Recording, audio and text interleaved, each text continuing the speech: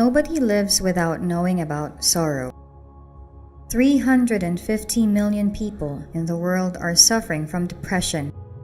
The World Health Organization put depression in a list which it is one of the 2 most devastating illnesses. However, instead of curing it, the majority assume that suffering from depression is abnormal. People fear and deny negative things because deep down inside, we understand that we will cause injury. The common point in psychotherapies is that doctors directly or indirectly affirm emotions that are either good or bad cannot be controlled. They would stagnate unless we confront them. The only way to overcome ugly things is to break through it. Psychologists have discovered that mental balance comes from the awakening of the mind in the present moment of reality. Frankly speaking, it is mindfulness. Mindfulness is the observation of what is happening inside our body and mind at the present moment. It is an ideal, absolute, and blissful spiritual realm. Mindfulness' origin could be dated back to Buddhism. However, it can be seen that Buddhism is the most popular source to this approach.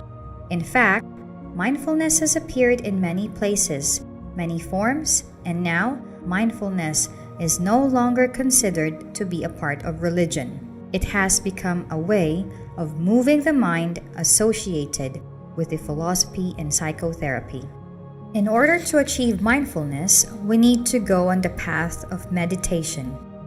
When practicing, we practice the habit of directing attention to feelings.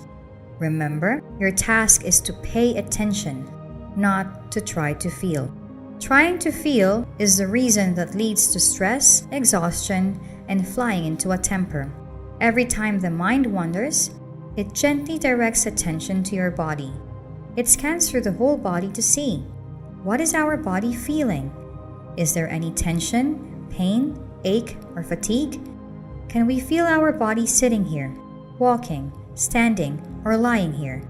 In other words, the basic things to practice meditation includes to review, to feel, to relax, to feel comfortable, to know yourself.